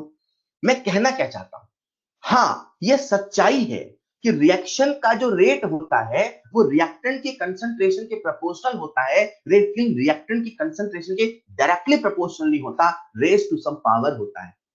रेज टू सम पावर होता है, रेज टू सम पावर होता है, रेज टू सम पावर होता है। मतलब आज N2 का स्टोइशियोमेट्री है 1, आज H2 का स्टोइशियोमेट्री है 3। अगर यही होता तो मैंने रेट लॉ का एक्सप्रेशन लिखा होता N2 की पावर 1 इंटू H2 की पावर 3, लेकिन यहाँ 1 3 नहीं, यहाँ तो 0 और 2 है। ये जो हमने पावर लिखी 0 और 2, जो हमें प्रोपोर्शनैलिटी को बताता है, बच्चों आप मुझे बताओ ये हमने अपने मन से लिखा कि एक्सपेरिमेंट करके लिखा? ये हमने अपने मन से लिखा कि एक्सपेरिमेंट करके लिखा? आप सब बिल्कुल सही जवाब दे रहे हो सर, हमने एक्सपेरिमेंट करके लिखा। ये जो एक्सपेरिमेंट करके रिएक्शन का रेट लिखा जाता है जिसमें concentration of reactant raise to some power आता है, बच्चों सुनिएगा, ये जो ये जो एक्सपेरिमेंट करके लिखा जाता है, ये जो एक्सपेरिमेंट करके रेट ऑफ रिएक्शन लिखा जाता है जिसमें concentration of reactant raise to some power आता है, अरे बच्चों यही तो रेट लॉ कहलाता है। अरे बच्चों यही तो रेट लॉ कहलाता है। अच्छा रेट लॉ है क्या? Rate law rate of reaction लिखने का एक तरीका है। सर अभी कुछ देर पहले भी तो हम लिख रहे थे, हाँ वो भी रेट ऑफ रिएक्शन, ये भी रेट ऑफ रिएक्शन, तो सर दोनों में अंतर क्या है? अरे वो स्टोइचियोमेट्रिक कोफिशिएंट के फॉर्म में था, किसी एक का रेट पता था तो पूरी रिएक्शन का लिखते थे। आज हम पूरी रिएक्शन का रेट केवल रिएक्टेंट की कंसंट्रेशन के फॉर्म में लिख रहे हैं, अपने मन से नहीं एक्सपेरिमेंट करके लिख रहे हैं, अपने मन से नहीं एक्सपेरिमेंट करके लिख रहे। अच्छा तो किसी रिएक्शन का जब हम रेट लॉ का एक्सप्रेशन लिखेंगे, रेट लॉ लिखेंगे तो एक्सपेरिमेंट करके लिखेंगे? बिल्कुल। सर यार आपने हमें केमिकल इक्विलिब्रियम पढ़ाया था, मैंने कहा हाँ पढ़ाया था। सर आप तो हमें ऐसा बताते थे केमिकल इक्विलिब्रियम में, मान लो यही रिएक्शन है A plus B gives C plus D. Sir आप हमें वहां ऐसे बताते थे, किसी एक की बात लेते फॉरवर्ड की, आप वहां हमें ऐसे बताते थे जो रेट ऑफ फॉरवर्ड होगा प्रोपोर्शनल टू ए की पावर ए होगा, प्रोपोर्शनल टू बी की पावर बी होगा। मैंने कहा सही बात है। सर आप हमें उस समय ये बताते थे और आज यहाँ एक्स और वाई बता रहे हो, ऐसा क्यों? बेटा उस समय जो बताते थे वो लोमा था। ये जो लोमा होता है ये एक थ्योरेटिकल कंसेप्ट होता है, और कुछ केसेस में जो चैप्टर के बाद में आएगा, कुछ केसेस में ये सही भी लगता है। लेकिन जो लोमा है, जो लॉ ऑफ मास एक्शन है, वो थ्योरेटिकल कंसेप्ट है और मात्र कुछ केसेस में ही वो अप्लाई होता है। लेकिन आज जो हम पढ़ रहे हैं दैट इज रेट लॉ, ये भी रेट ऑफ रिएक्शन लिखने का तरीका है, ये भी रिएक्टेंट के कंसंट्रेशन के फॉर्म में लिखा जाता है। बस फर्क इतना है, ये मनगढ़ंत कहानियों पे आधारित नहीं, ये एक्सपेरिमेंटल होता है। यहां सारी की सारी बातें एक्सपेरिमेंटल होती हैं। बच्चों, ये जो आपके सामने लिखा है यही है रेट लॉ। तो कोई मुझसे पूछे what is rate law? Rate law experimental expression है, एक्सप्रेशन नहीं है, एक्सपेरिमेंटल एक्सप्रेशन है किसी भी रिएक्शन का रेट लिखने का in terms of product of concentration of reactant raised to some power, यही रेट लॉ होता है। हाँ, ये मनगढ़ंत कहानियों पे आधारित नहीं, ये एक्सपेरिमेंटल होता है। एक बच्चा मुझसे कहता है सर, हमारी वो जो अमोनिया की फैक्ट्री थी, मैंने कहा सर मान लीजिए उसका रेट हमें पता चलता है R प्रोपोर्शनल टू N2 की पावर 0 इंटू H2 की पावर, मान लीजिए सर। मैंने कहा ठीक है सर, ये पावर हमें क्या बताता है? मैंने कहा खुद से पूछो ना क्या बताता है, क्या फील करते हो आप पावर से? सर पावर से हम लोग फील करते हैं प्रोपोर्शनैलिटी। मतलब ये जो पावर है, ये जो एक्स और वाई है, इनका फील क्या है? सर इनका फील है प्रोपोर्शनैलिटी। क्या फील है इनका? प्रोपोर्शनैलिटी। ये हमें प्रोपोर्शनैलिटी को बताते हैं, ये बताते हैं कि जो रेट है उस फला रिएक्टेंट से कितना प्रोपोर्शनल है, डायरेक्टली है कि इंडिपेंडेंट है कि क्या है एंड क्या है। जैसे यहां पावर 0 है सर, N2 की कंसंट्रेशन पर रेट डिपेंड नहीं करेगा, दुगना कर दो तिगना कर दो, बाजार से 10,000 किलो ले लो, अमोनिया 100 किलो बनेगा। मतलब इमेजिन करो आप मेरी अमोनिया की फैक्ट्री में क्वालिटी इंजीनियर हो, इमेजिन करो। तो मैंने कहा अरे यार 1,000 किलो अमोनिया नाइट्रोजन मंगवा ले क्या? सर नाइट्रोजन से कुछ नहीं होने वाला। क्यों? सर नाइट्रोजन पे रेट डिपेंड नहीं कर रहा। अच्छा, नाइट्रोजन पे रेट डिपेंड नहीं कर रहा तो बाजार से नाइट्रोजन खरीदने दिमाग में लगाओ, क्योंकि उससे अमोनिया 500 किलो नहीं बनने वाला। Is this clear? हमने आपको बताया ये पावर का फील क्या है, ये पावर हमें बताता क्या है। एक्चुअल में जब हम काइनेटिक्स पढ़ते हैं तो इसी पावर को एक टेक्निकल नाम देते हैं जिसे हम लोग कहते हैं ऑर्डर। क्या बोलते हैं? ऑर्डर। बच्चों, आगे बढ़ने के पहले एक बात आपको बता दूं, जो लोमा है वो एक थ्योरेटिकल कांसेप्ट है, लेकिन जो रेट लॉ है वो एक्सपेरिमेंटल कांसेप्ट है। इसीलिए जो रेट लॉ है वो लोमा से कहीं ज्यादा इंफॉर्मेटिव है, कहीं ज्यादा सही माना जाता है। ठीक है, जैसा हमने आज रेट कंसंट्रेशन के फॉर्म में लिखा है, इन द सेम वे हम किसी भी रिएक्शन का जो रेट लॉ है, rate proportional to partial pressure of A की power X into partial pressure of B की पावर वाई भी लिख सकते हैं। मतलब कंसंट्रेशन है तो कंसंट्रेशन के फॉर्म में लिख सकते हैं, प्रेशर है तो पार्शियल प्रेशर के फॉर्म में लिख सकते हैं। क्लियर? ऑलराइट। ये जो पावर होती है इनके लिए एक स्पेशल सा नाम होता है जिसे बोलते हैं ऑर्डर। जैसे हमारे सामने ये जो रिएक्शन है इसका जो रेट लॉ हम लिखेंगे वो क्या लिखेंगे? R प्रोपोर्शनल टू A की पावर x इंटू B की पावर y, राइट? ये जो x है ना बच्चों, जिसे अभी आपने पावर को प्रोपोर्शनलिटी फील किया था, उसे अपन बोलते हैं ऑर्डर। क्या बोलते हैं? ऑर्डर। तो मैं x को बोलूंगा order with respect to A, मैं y को बोलूंगा order with respect to B। Clear? x का मतलब है order with respect to A, y का मतलब है order with respect to B। Obvious सी बात है, जब हम दोनों को जोड़ देंगे तो बन जाता है overall order of the reaction. ये जो प्रोपोर्शनैलिटी है, ये जो पावर है, इसका फील है, इसका फील है ऑर्डर। हम लोग इसे ऑर्डर बोलेंगे, लेकिन जब कभी आपको लगे सब फील नहीं आ रहा ऑर्डर से, तो अपने आप से सोचना अरे प्रोपोर्शनैलिटी है, सोचो ना यार। क्लियर? तो इसे अपन बोलते हैं ऑर्डर। बच्चों, एक बात मैं आपसे पूछ रहा हूं, ये जो पावर एक्स और वाई है, ये हमने अपने मन से लगाई कि एक्सपेरिमेंट करके लगाई? बच्चों, ये जो पावर एक्स और वाई है, ये हमने अपने मन से लगाई कि एक्सपेरिमेंट करके लगाई? ये हमने अपने मन से लगाई कि एक्सपेरिमेंट करके लगाई? सर एक्सपेरिमेंट करके लगाई। ऑलराइट, तो एक्सपेरिमेंटल है एक्स, एक्सपेरिमेंटल है वाई, तो जो ऑर्डर है वो मनगढ़ंत कहानी पे आधारित है कि एक्सपेरिमेंटल है? जो ऑर्डर है वो मनगढ़ंत कहानी पे आधारित है कि एक्सपेरिमेंटल है? बोलो। वो एक्सपेरिमेंटल है कि सर जब सब कुछ एक्सपेरिमेंटल है तो वो भी एक्सपेरिमेंटल है ना। अच्छी बताओ, जब हम एक्सपेरिमेंट करते हैं ना, जैसे हम वो अमोनिया वाला एक्सपेरिमेंट कर रहे थे, तो R प्रोपोर्शनल टू N2 की पावर 0 आए, क्या कोई जरूरी है 0 आए? R प्रोपोर्शनल टू H2 की पावर 1 आए, क्या कोई जरूरी है 1 आए? नहीं जरूरी है। वो तो डिपेंड करता है, रिएक्शन का स्वभाव है कि भैया उसका रेट किस पे डिपेंड कर रहा है। क्या जरूरी है कि 0 आए? कोई जरूरी नहीं। क्या जरूरी है कि 1 आए? कोई जरूरी नहीं। ये जो पावर आ रही है, ये 0 हो सकती है, 1 हो सकती है, हाफ हो सकती है, मैं आपसे पूछ रहा हूं, 2 हो सकती है, 3 हो सकती है, मैं आपसे पूछ रहा हूं क्या हो सकता है? क्या ये 0 1 2 3 कुछ भी हो सकता है? अरे बोलो ना। बिल्कुल। यानी कि आप सब फील करते हैं, आप सब मानते हैं कि सर ये जो ऑर्डर है ये कुछ भी हो सकता है। सर ये 0 हो सकता है, सर ये पॉजिटिव हो सकता है, सर ये फ्रैक्शनल हो सकता है। अब जो मैं कहने वाला हूं बड़ा चौंकाने वाला, ध्यान से सुनना, सर वो निगेटिव भी हो सकता है? जी हाँ।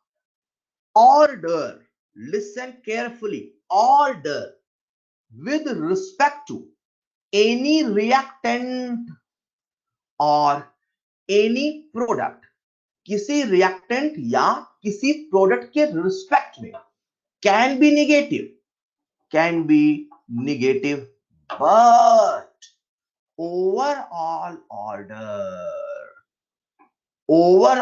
order can not be negative, लेकिन जो ओवरऑल ऑर्डर है वो निगेटिव नहीं हो सकता। मैंने आपको समझाया कि बेटा ये जो ऑर्डर है, जो एक्सपेरिमेंटल क्वांटिटी है, जो हमें ये बताता है कि रेट ऑफ रिएक्शन कैसे कंसंट्रेशन पे डिपेंड करता है, वो जीरो हो सकता है, वो पॉजिटिव हो सकता है, वो निगेटिव हो सकता है, वो फ्रैक्शनल हो सकता है, लेकिन ओवरऑल ऑर्डर मतलब जो एन है वो निगेटिव नहीं हो सकता। सर कैसे? सर फील कराओ सर, फील कराओ सर। ऑलराइट, ऐसे समझो बेटा, सुनो सुनो सुनो, निगेटिव को पहले फील करते हैं। ठीक, आपने कहा आर प्रोपोर्शनल टू ए की पावर 1, मतलब क्या है? मतलब ये सर ए को दुगुना तो आर दुगुना, ए दुगुना तो रेट दुगुना। क्लियर? क्लियर। आपने कहा आर प्रोपोर्शनल टू ए की पावर 2, सर ए को दुगुना तो रेट होगा 4 गुना। बोलो क्लियर? बोलो क्लियर? क्लियर। मैंने कहा आर प्रोपोर्शनल टू ए की पावर -1, इसका फील क्या है? सर इसका फील ये है, इसका फील ये है सर, इसको करेंगे दुगुना, इसको करेंगे दुगुना तो रेट होगा आधा गुना, इसको करेंगे दुगुना तो रेट होगा आधा गुना। बोलो, इसको करेंगे दुगुना तो रेट होगा आधा गुना। कंफर्म? कोई डाउट यहां तक? इसको करेंगे दुगुना तो रेट होगा आधा गुना। कोई डाउट यहां तक? नहीं। मतलब निगेटिव का फील ये है, निगेटिव का फील ये है कि उसकी कंसंट्रेशन से, निगेटिव का फील ये है कि उसकी कंसंट्रेशन से रेट घट जाता है, उसकी कंसंट्रेशन से रेट घट जाता है। क्लियर? ऑलराइट, अब सुनना ध्यान से।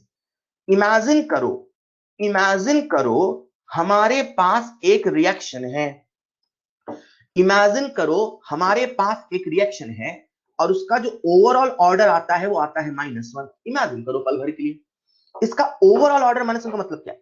मतलब ये है कि सर आप इसमें कंसंट्रेशन बढ़ाओगे ना तो रेट घट जाएगा। इमेजिन करो वो सिचुएशन जब एक ए था, एक ए था, मात्र एक ए था, मात्र एक ए था। इसका फील ये है कंसंट्रेशन को बढ़ाओगे तो रेट घटेगा, रिएक्टेंट मात्र एक था, प्रोडक्ट तो तब बनेगा जब रेट बढ़ेगा, जब रेट कुछ आएगा। उसका तो रेट जो है वो निगेटिव है, उसका तो रेट जो है वो घटता है। तो समझो आपने और रिएक्टेंट मिलाया तो ये प्रोडक्ट बनता, बनने के पहले इसका रेट और घट रहा, मतलब रिएक्शन आगे जा ही नहीं रही। हेलो, अगर इसका रेट, सॉरी, अगर इसका ओवरऑल ऑर्डर निगेटिव होता का मतलब क्या है? निगेटिव होता का मतलब क्या है? रेट घट रहा है। तो पहली बार जब रिएक्टेंट रहा होगा, रिएक्टेंट से प्रोडक्ट बनने के लिए रेट तो होना चाहिए ना कुछ यार, लेकिन आप तो उसका रेट घटता है। तो जब बढ़ाओगे तो घटेगा, जब घटेगा तो आगे तो जाएगा नहीं, जब आगे जाएगा रिएक्शन होगी नहीं। मतलब किसी एक के रिस्पेक्ट में तो निगेटिव हो सकता है, लेकिन ओवरऑल ऑर्डर निगेटिव नहीं हो सकता, क्योंकि ओवरऑल ऑर्डर निगेटिव होने का मतलब होता है कि रिएक्टेंट से प्रोडक्ट बना ही नहीं। ओवरऑल ऑर्डर निगेटिव होने का मतलब होता है कि रिएक्टेंट से प्रोडक्ट बना ही नहीं। मैं आपको जब मैकेनिज्म कराऊंगा तो एक सवाल ऐसा कराऊंगा, देखना, जहां का ऑर्डर निगेटिव आएगा किसी एक के रिस्पेक्ट में। मतलब जहन में ये आपके क्लियर होना चाहिए कि ऑर्डर कुछ भी हो सकता है, क्योंकि वो हमारे बस में कुछ भी हो सकता है, लेकिन ओवरऑल ऑर्डर नेगेटिव नहीं हो सकता। बहुत सारे बच्चों को लगता है कि सर जब हम रेट लॉ का एक्सप्रेशन लिखते हैं तो रेट लॉ के एक्सप्रेशन में केवल रिएक्टेंट आता है। मैं आगे बढ़ने के पहले आपको पहले ही बता दूं, रेट लॉ के एक्सप्रेशन में केवल रिएक्टेंट हमारे सिलेबस में आता है, मतलब हम लोग ऐसा पढ़ते हैं। ठीक है, सच्चाई होती क्या है, जब आप रेट लॉ लिखते हो तो आओ ना शुरू वाली डेफिनेशन। रेट लॉ का मतलब क्या होता है? सर रेट लॉ का मतलब है एक ऐसा एक्सपेरिमेंटल एक्सप्रेशन, एक ऐसा एक्सपेरिमेंटल एक्सप्रेशन जो हमें यह बताता है कि रिएक्शन का रेट किस किस पे डिपेंड करता है। रिएक्शन का रेट अक्सर रिएक्टेंट पे डिपेंड करता है। इसका मतलब ये नहीं कि रिएक्शन का रेट किसी और पे डिपेंड नहीं करता। कभी कभी प्रोडक्ट की वजह से भी रिएक्शन का रेट बदलता है, इसीलिए उस रेट लॉ के एक्सप्रेशन में प्रोडक्ट आता है। अरे बच्चों, कभी कभी हद हो जाती है जब कैटलिस्ट भी आता है, रिएक्शन का रेट उस पर भी डिपेंड करता है। मेरा कहने का मतलब ये है, आप अपने सिलेबस को ध्यान रखो और थ्योरी भी ध्यान रखो। क्या? कि रेट लॉ के एक्सप्रेशन में क्या केवल रिएक्टेंट आता है? नहीं, कभी प्रोडक्ट भी आता है। आता कौन? अरे जो जो रिएक्शन के रेट को बदल सकता है वो सब आता है। जो जो रिएक्शन के रेट को बदल सकता है वो सब आता है। नियम ये नहीं केवल रिएक्टेंट आता है। क्लियर? रेट लॉ है क्या? रेट लॉ रिएक्शन के रेट लिखने का एक एक्सपेरिमेंटल तरीका है बच्चों। मान लेते हैं हमारे सामने रिएक्शन, हाँ ठीक है, मुझे इसका रेट लॉ लिखना है, हाँ ठीक है, तो आर प्रोपोर्शनल टू, बोलो जरा एक बार, आर प्रोपोर्शनल टू ए की पावर एक्स इंटू बी की पावर वाई। बोलो ना, बोलो ना, आर प्रोपोर्शनल टू ए की पावर एक्स इंटू बी की पावर वाई, चलेगा? बोलो चलेगा? चलेगा। प्रोपोर्शनलिटी को हटाएंगे तो क्या कांस्टेंट लगाएंगे? लगाएंगे। ये जो कांस्टेंट होता है, अभी तक मैंने कभी भी प्रोपोर्शनलिटी नहीं हटाया, पर प्रोपोर्शनलिटी लगा के तो काम नहीं चलेगा ना। जैसे हम प्रोपोर्शनलिटी को हटाते हैं, एक कांस्टेंट लगाते हैं बच्चों, ये जो कांस्टेंट होता है इसका नाम होता है रेट कांस्टेंट। स्वाभाविक सी बात है, रेट लॉ है तो कांस्टेंट का नाम रेट कांस्टेंट। रेट को हम लोग स्पीड भी बोलते हैं, हम लोग वेलोसिटी बोलते हैं, इसीलिए रेट कांस्टेंट भी बोलते हैं, वेलोसिटी कांस्टेंट भी बोलते हैं, तो स्पेसिफिक रेट कांस्टेंट बोलते हैं। सर रेट लॉ का एक्सप्रेशन है तो रेट कांस्टेंट बोलते हैं, समझ में आता है। रेट को हम लोग वेलोसिटी भी बोलते हैं तो वेलोसिटी का, सर स्पेसिफिक रेट कांस्टेंट क्या है बच्चों? जब कभी स्पेसिफिक वर्ड लग जाता है तो समझ जाओ चीजें यूनिटरी में है। मैंने आपको पढ़ाया था स्पेसिफिक हीट, याद है? तो स्पेसिफिक हीट डिफाइन होती है 1 ग्राम की। चाहे कभी भी स्पेसिफिक लग जाए, चाहे स्पेसिफिक हीट कैपेसिटी हो जाए, चाहे स्पेसिफिक कंडक्टेंस हो जाए, हमारे सिलेबस में या इन जनरल जब जब स्पेसिफिक आता है, एक्सेप्ट स्पेसिफिक ग्रेविटी को छोड़ के, जब जब स्पेसिफिक आता है एक्सेप्ट स्पेसिफिक ग्रेविटी को छोड़ के, उसका मतलब चीजें वहां पे यूनिटी में है।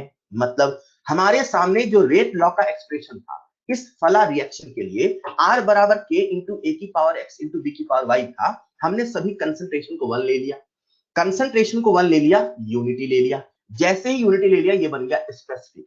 क्या बन गया? स्पेसिफिक। मतलब जैसे ही आपने कंसंट्रेशन को 1 ले लिया, रेट बराबर रेट कांस्टेंट हो गया, इसीलिए कहते हैं this is also known as specific rate constant, specific reaction. Specific rate है तो स्पेसिफिक रिएक्शन रेट, और जब यूनिटी है तो स्पेसिफिक रेट कांस्टेंट। जब कभी चीजें यूनिटी में होती हैं तो वहां पे स्पेसिफिक बोलते हैं बच्चों। हमारे सामने एक कांस्टेंट आ चुका है जिसका नाम है रेट कांस्टेंट। ऐसा ही कांस्टेंट आज से कुछ दिनों पहले हमने पढ़ा था इक्विलिब्रियम में, दोनों में फर्क है। आज ये जो रेट कांस्टेंट है ये डिपेंड करता है, ये डिपेंड करता है केवल केवल केवल टेम्परेचर पर, कैटलिस्ट पर और खुद रिएक्शन पर।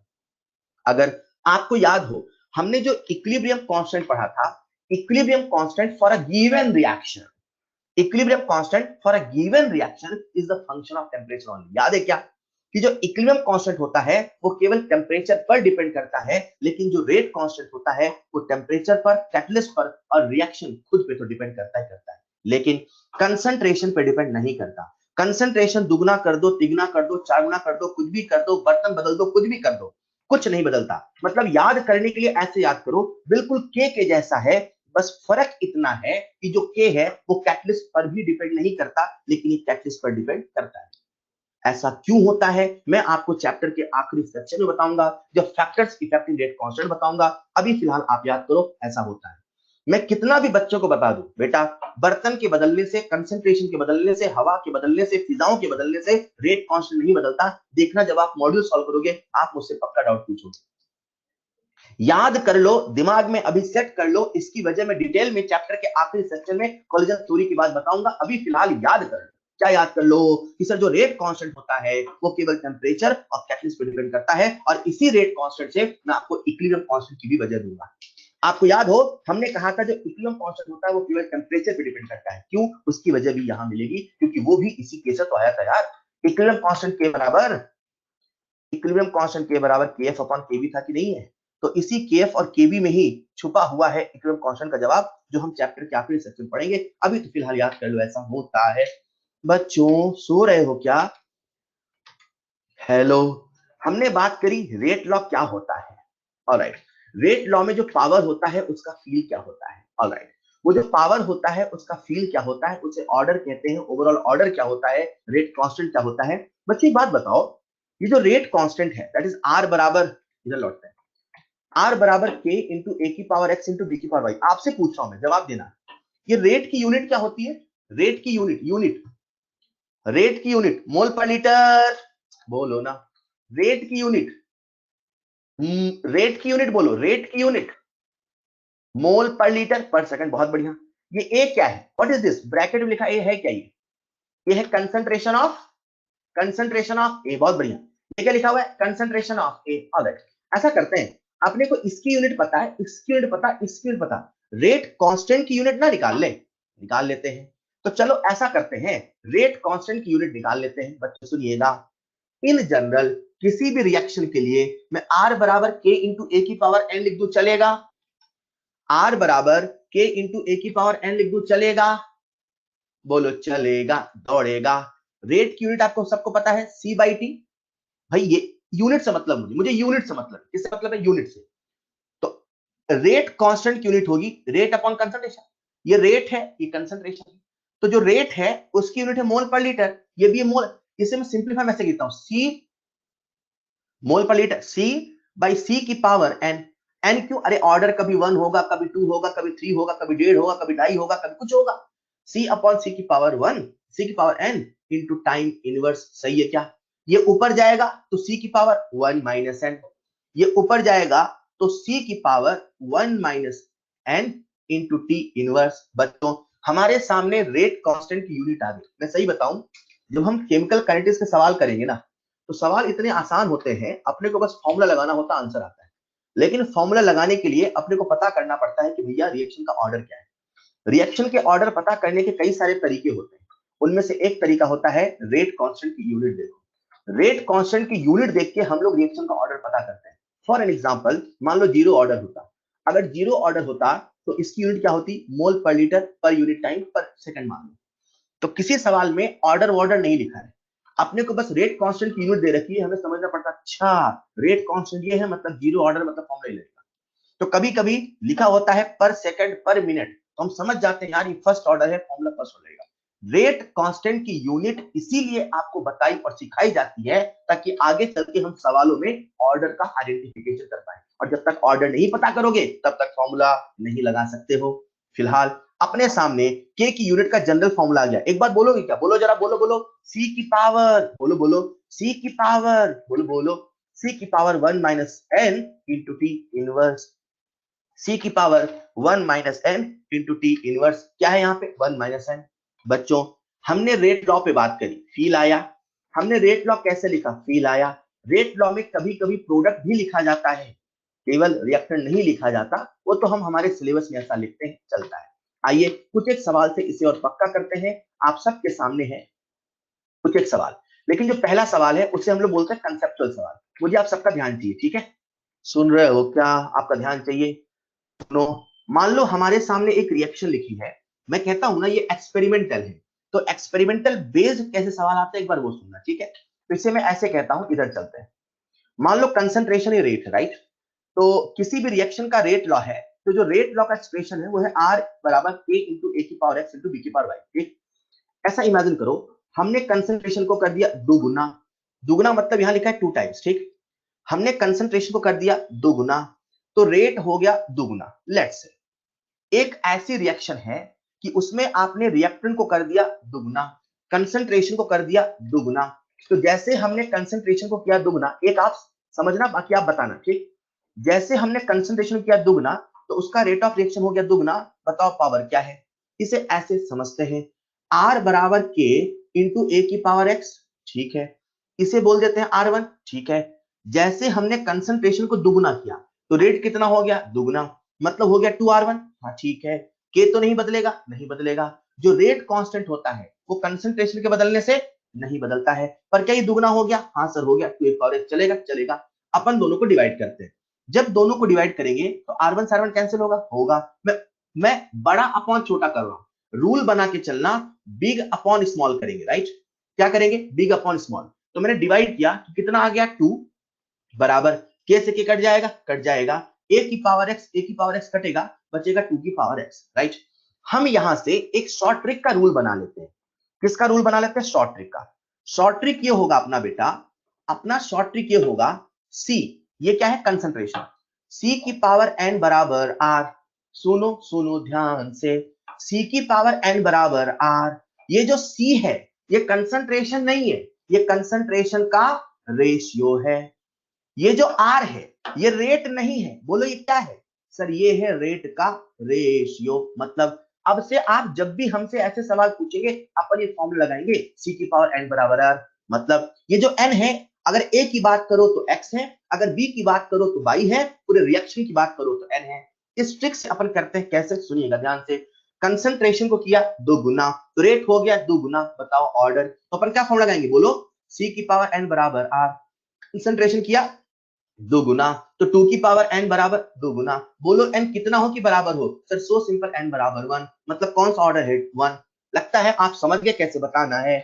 चलो अब अगला आप मुझे बताना, हमने कंसंट्रेशन को किया 2 गुना 2 टाइम्स, तो रेट में कोई चेंज नहीं आया, रेट रहा अनचेंज, बताओ ऑर्डर क्या, कंसंट्रेशन के बदलने से रेट ना बदला, कंसंट्रेशन के बदलने से रेट ना बदला, बोलो बच्चों ऑर्डर क्या, अरे वाह यार आप तो बड़े समझदार हो।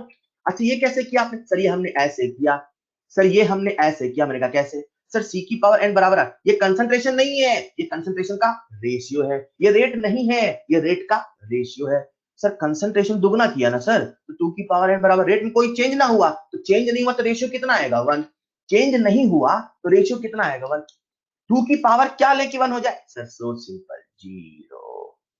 और यार आप समझ गए ऐसा लग रहा है, अगला बताना जरा, हमने कंसंट्रेशन को किया 2 गुना, ठीक है साहब, हमने कंसंट्रेशन को किया 2 गुना तो रेट हो गया 4 गुना, बताओ ऑर्डर क्या, कितने टैलेंटेड आप लोग, तुरंत आंसर देते हैं, बहुत बढ़िया, ऑर्डर हो गया 2। किसी को सॉल्व करके बताऊं क्या, बताओ क्या, सर नहीं सर वही काम तो बार बार कर रहे हैं, सी की पावर एन बराबर आर, कंसंट्रेशन 2 गुना, सर 2 की पावर एन बराबर 4, सर एन की वैल्यू 2, सर हम भी बता देंगे, इसमें बहुत सी बड़ी बात है। अच्छा अब बताना जरा, हमने कंसंट्रेशन को किया 2 गुना तो रेट हो गया आधा गुना, कंसंट्रेशन किया 2 गुना तो रेट हो गया आधा गुना, बताओ ऑर्डर क्या, अरे वाह -1, कितने टैलेंटेड हो आप लोग यार।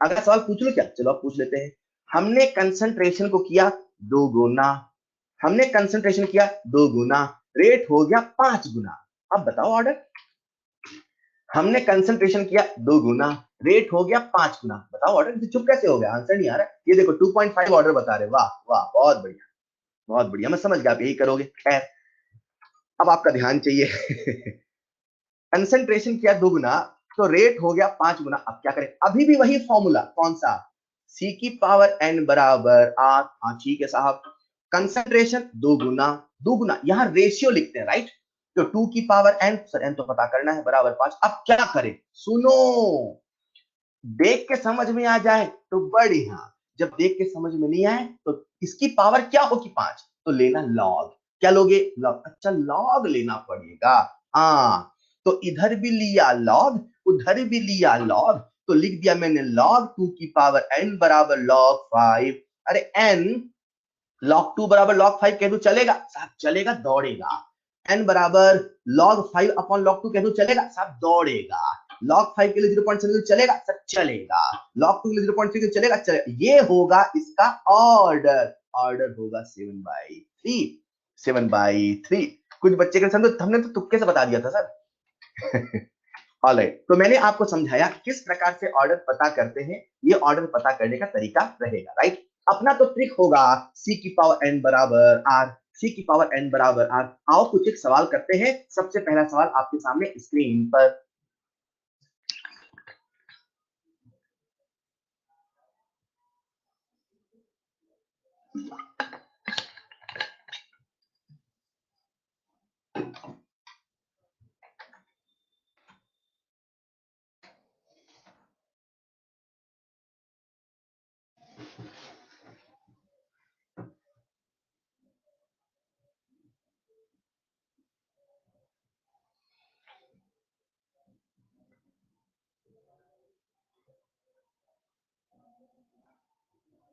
चलिए आपका ध्यान चाहिए, आप सबने कर लिया होगा, फिर भी देखो सवाल में जो एक्सप्रेशन लिखा है ना, एक्सप्रेशन को पहचानो, जब मैं बोलूं आपको सुनना है, रूल नहीं भूलना है, रूल नहीं भूलना है, मैं रिपीट नहीं, जब मैं बोलना शुरू हो जाऊं आपको सुनना है, सवाल आप बाद में कर सकते हो, हैंडआउट मिले उससे कर सकते हो, बन जाए तो अपने आप को शाबाशी दे लेना, हाँ बहुत अच्छे बच्चे, बहुत अच्छे बच्चे।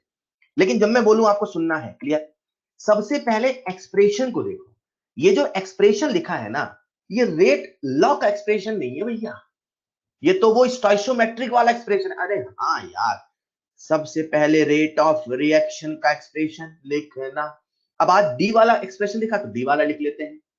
मतलब कैसे लिखेंगे, -1/2 डी NH3/dt बराबर 1/1। 1 को अपन लिखते नहीं है, 1 को अपन लिखते नहीं है, वो तो मुझे आपको बताना होता तो लिखता हूं मैं, 1 को अपन लिखते नहीं है। dN2/dt बराबर dH2/dt इंटू 1/3। अब वो कुछ बोल रखा है, बोला इसकी वैल्यू है इतनी, तो रख दो ना यार। तो -12, सॉरी माइनस की वैल्यू दे रखी है, माइनस साइन है तो माइनस को हटा ही दो। वो दे रखा है माइनस के साथ, -dNH3/dt की वैल्यू दे रखा है, देखो ना माइनस के साथ। तो यहां मैं क्या लिख दूंगा, K1 इंटू NH3/2 बराबर N2 कितना दे रखा है सर, K2 इंटू NH3। ये कितना दे रखा है, K3 इंटू NH3/2 भी तो है, हाँ बाई 2। हेलो, NH3 कट जाएगा, K1/2 बराबर K2 बराबर K3/2 आ जाएगा। अरे ये सॉल्व नहीं हो जाएगा सर, दौड़ते हुए सॉल्व होगा क्या, अच्छा 3 होगा, सॉरी मैंने 2 लिख दिया, सॉरी सॉरी सॉरी बेटा, 3 था 2 लिख दिया। ऑल राइट, बहुत टैलेंटेड है आप लोग, कितने टैलेंटेड हो पता। मतलब आप लोग जब मुझे बताते हो ना सर आपने 3 मुझे वो जोक आ जाता है। बताओ जोक आपको, बताओ एक जोक। अच्छा क्या, वो एक बच्चा था, छोटा सा बच्चा था, आपकी जैसा था, वो पढ़ रहा था स्कूल में, बिल्कुल स्टार्टिंग एजुकेशन पढ़ रहा था, एप्पल। तो एक बार टीचर ने गलती से लिख दिया APLE। तो बच्चे ने टीचर से कहा, टीचर टीचर गलत है, ये APLE नहीं APPLE है। वो बच्चा इतना खुश हुआ कि 10 दिन तक पूरे गांव मोहल्ले में हल्ला करता रहा, मैंने टीचर को बताया, मैंने टीचर को बताया। ऑलराइट, तो K1/2 equal to K2 equal to K3/3, ठीक है। अब सॉल्व करना है अपने को, सॉल्व ही कर लोगे आप लोग मेरे हिसाब से, बहुत आसानी से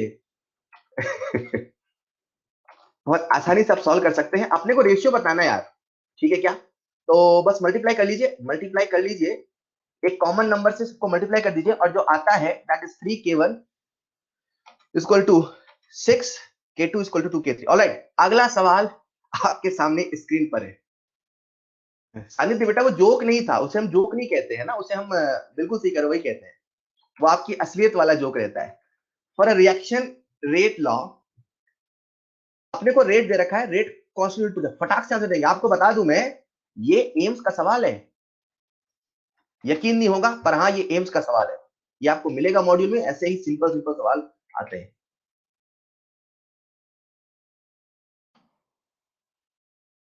जल्दी से आंसर चाहिए, आंसर। R बराबर K इंटू सी की पावर हाफ, सॉरी 3/2, और अपने को बताना है यूनिट ऑफ रेट। फॉर्मूला लगाओ ना जनरल वाला, फॉर्मूला क्या था सर, रेट कांस्टेंट यूनिट का फॉर्मूला था C की power 1 minus n T inverse. यहाँ पे n की वैल्यू कितनी है, कितना आसान है, 3/2, खेल खत्म। तो 1 माइनस 3/2 बिल्कुल सही, बहुत सारे बच्चों ने सही आंसर दिया। Mole minus half, litre half second. किसी बच्चे को है क्या, रेज योर हैंड। किसी बच्चे को डाउट है क्या, रेज योर हैंड। किसी बच्चे को डाउट है क्या, raise your hand. All right, आप सबके सामने स्क्रीन पर है अगला सवाल। सुनो सुनो सुनो, ये मैं करके बताता हूं फिर आप करना। ए गैस प्लस 2B गैस से बना C, R equal to K into A की पावर 1 B की पावर 2। इस सवाल में इस रिएक्शन का रेट लॉ दे रखा है। क्या दे रखा है, रेट लॉ, है ना। जब हमें रेट लॉ पता चल जाता है तो हमें रिएक्शन की रेट और रिएक्टेंट की कंसंट्रेशन में रिलेशन पता चल जाता है, clear. Find the effect on rate of reaction if concentration of both A and B R triple. A को भी B को भी 3 टाइम्स कर दिया। इसको करने का जो डिटेल्ड तरीका होता है वो ऐसे होता है, कैसे, सबसे पहले डिटेल्ड तरीका फिर अपन ट्रिक से करेंगे, ठीक। इसका जो डिटेल्ड तरीका होता है वो कुछ ऐसे, R बराबर K इंटू A की पावर 1 B की पावर 2, तिगुना कर दिया तो 3A की पावर 1 3B की पावर 2, तो 27K इंटू A की पावर 1 B की पावर 2। अब दोनों को डिवाइड करो, जब डिवाइड करोगे तो आपके सामने आ जाएगा आर डैश बराबर 27। अपन इतनी मेहनत नहीं करने वाले, अपना तो वही रूल चलेगा, क्या, सी की पावर एन बराबर आर। ये कंसंट्रेशन का रेशियो है, ये रेट का रेशियो है, रेशियो बताना है, टाइम्स मतलब रेशियो बताना है, क्लियर। एक रिएक्टेंट है तो एक में लगाना, दो है तो दो में लगाना, तीन है तीन लगाना, पूरी रिएक्शन का ऑर्डर है तो ऑर्डर ए का है तो ए का ऑर्डर, बी का है तो बी का ऑर्डर, मतलब कभी एक्स है कभी वाई है, कभी रिएक्शन का ऑर्डर है, जैसे मैं करके बताता हूं पहला पार्ट, ठीक। तो पहला पार्ट कह रहा है concentration of both A and B are triple, तो रेशियो में आते हैं, ट्रिपल कर दिया मतलब 3a की पावर 1 इनटू 3b की पावर 2, यही तो होगा नया रेट का रेशियो। कितना होगा 9 से 27 टाइम्स, बस टाइम्स बोल देना है, खेल खत्म, क्योंकि जो टाइम्स है वही रेशियो है, क्लियर। फिर आते हैं अपन अगले में, प्रेशर में। सर रेट तो कंसंट्रेशन में दिया है, सब प्रेशर में क्या करें बेटा, जैसा कंसंट्रेशन में लिखते हैं वैसा हम प्रेशर में भी तो लिख सकते हैं ना यार, पार्शियल प्रेशर ऑफ ए की power 1 into partial pressure of B की पावर 2, खेल खत्म। जैसा कंसंट्रेशन का वैसा प्रेशर है। अभी उसने किसको हाफ किया, बी को, मतलब ए को छेड़खानी नहीं करी, तो ए को भूल जाओ, केवल बी की बात करते हैं। बी को क्या कर दिया हाफ, तो हाफ की पावर 2 मतलब 1/4 टाइम्स जरूर बोल देना है। जो रेट होगा वो कितना हो जाएगा 1/4 टाइम्स, ऐसे करो या मेरे वाले तरीके से करो, सी की पावर एन बराबर आर, ए को भूल जाओ, उसको छेड़खानी नहीं करी, किसको किया बी को, तो क्या कर दोगे आप 1/2 की पावर 2 बराबर आर, तो कितना आ जाएगा 1/4 टाइम्स जरूर बोल देना है, क्योंकि फॉर्मूला किसमें चलता है रेशियो में। फिर आते हैं थर्ड में बेटा, volume of container is reduced, इसे सुनिएगा ध्यान से, volume of container is reduced to 1/4 of initial volume. Container का जो वॉल्यूम है ना वो 1/4 टाइम्स कर दिया है, किसे किया है, वॉल्यूम को, क्लियर। तो अपने को वॉल्यूम चेंज किया है, अपन सब जानते हैं जो कंसंट्रेशन होता है वह बाई वी होता है, अगर वॉल्यूम चेंज करोगे तो कंसंट्रेशन चेंज होगा, वॉल्यूम घटाओगे तो कंसंट्रेशन बढ़ेगा। वॉल्यूम को किया 1/4 टाइम मतलब कंसंट्रेशन हो गया 4 टाइम। ऐसा इमेजिन करो, ऐसा सोचो कि सवाल में दे रखा है कंसंट्रेशन बिकम्स 4 टाइम्स, ऐसा सोचो, सवाल दे रखा है concentration become 4 times, clear. Concentration become, ऐसा सोचो कंसंट्रेशन बिकम्स 4 टाइम्स, खेल खत्म हो गया, जो 3 टाइम्स वाला था ये 4 टाइम्स वाला है, आप कर नहीं लोगे, आप दौड़ते हुए कर लोगे, यस और नो। मुझे लगता है किसी बच्चे को डाउट नहीं होगा, बोलो क्या किसी बच्चे को डाउट है, रेज योर हैंड, किसी बच्चे को डाउट है रेज योर हैंड, जिसको डाउट है वो हाथ खड़ा करे ना, जिसको नहीं बोलता फिर हमें डाउट नहीं, हमें डाउट नहीं, जिसको डाउट नहीं हो तो हाथ ही नहीं खड़े करने यार, समझते नहीं हो आप लोग। ऑलराइट, अगला सवाल आप सबके सामने स्क्रीन पर है,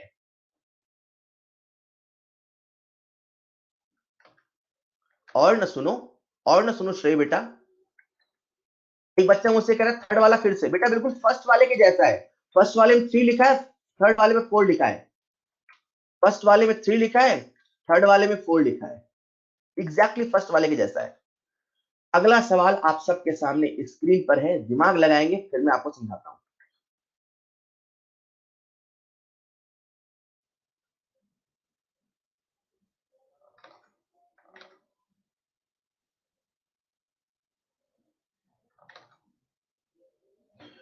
सबसे पहले दोनों के कंसंट्रेशन को दुगना कर दिया तो रेट 8 गुना हो गया, फिर एक बार केवल बी को दुगना किया तो जो रेट है वो दुगना हो गया, बी को दुगना करने से रेट हुआ दुगुना। एक बार आप सब कर लो फिर मेरे तरीके से करना, आप सबका मुझे ध्यान चाहिए, आप सबका मुझे ध्यान चाहिए, करें क्या, चलो मेरे तरीके से। सबसे पहले जो फील आए उसे लिख लो, कैसे, concentration of B is double, वही वाली बात है जो मैंने कुछ देर पहले बताया था, जो दिख जाए उसे देख लो, दुगना दुगना ऑर्डर 1, दुगना अनचेंज ऑर्डर, जो दिख जाए उसे देख लो, क्या बोला मैंने, जो दिख जाए उसे देख लो, जो ना दिखे उसमें लॉग ले लो, वही वाली बात यहाँ है, जो दिख जाए उसे देख लो, ऐसा नहीं कि आंखें बंद कर लो, मतलब concentration of B is double, B को दुगना किया तो रेट दुगना, यार बी को दुगना रेट दुगना, कंसंट्रेशन दुगना रेट, एक बात तो पक्की है साहब, बी की पावर 1, लो बी की पावर हमने 1 पता कर ली, समझे क्या। अब आते हैं ए में, तो अगला डाटा पढ़ो जरा, क्या दिया है, दोनों को किया 2 गुना, तो अभी मैंने आपको ट्रिक बताया था सी की पावर एन बराबर आर, ये ए में भी लगेगा बी में भी लगेगा, पूरी रिएक्शन में लगेगा, सभी रिएक्टेंट में लगेगा, मतलब बी की पावर 1 तो आ गई, दोनों को दुगना किया, हमें रेट लॉ नहीं पता पर ये तो पता है यार, इस रिएक्शन का जो रेट लॉ होगा, एक बात तो पक्की है, k इंटू ए की पावर x इंटू बी की पावर y जैसा ही तो होगा। हाँ y हमने पता कर लिया, अब a पता करते हैं। तो ऐसा ना लिखूं मैं, दुगुना मतलब 2 की पावर x, दुगुना यानी 2 की पावर y बराबर 8 गुना, अरे y तो हमने निकाल लिया 1, मतलब 2 की पावर x इंटू 2 बराबर 8, मतलब 2 की पावर x बराबर 4, मतलब x बराबर 2। अरे ये तो ओरल था सर, x की वैल्यू आ गई 2, मतलब r बराबर k इंटू ए की पावर 2 इंटू बी की पावर 1। लो हमने रेट लॉ लिख लिया, लो हमने ऑर्डर निकाल लिया। 2 प्लस 1 बोले तो 3, ये तो बहुत ही आसान है यार।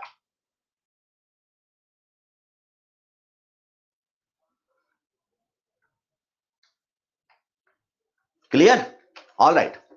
तो टाइम हो चुका है, एक और सवाल दे दूं क्या? एक और सवाल चलते चलते, चलो बाकी सवाल नेक्स्ट क्लास में करेंगे, ठीक है? नहीं कुछ स्पेशल टाइप की मुझे सिखाना पड़ेगा, तो नेक्स्ट क्लास में करेंगे। That's all for today. आपको मैंने होमवर्क दे दिया है। बहुत बढ़िया प्रताड़ु बेटा, बहुत आज प्रताड़ु से सारे सवाल बन गए, वेल डन, बहुत अच्छे। तो मैंने आपको होमवर्क बहुत अच्छे, क्या बात है, बहुत सारे बच्चों सारे सवाल बन गए यार, आप ऐसे ही पढ़ते रहो। मैंने कहा था ना, ये चैप्टर आपकी उंगलियों पे आएगा, बस जैसा कहा जाए वैसे करते रहे। अगले संडे को पेपर है, उसकी तैयारी अभी से करते रहे। That's all for today, thank you so much. मैं क्लास का हैंडआउट बना रहा हूं, थैंक यू सो मच।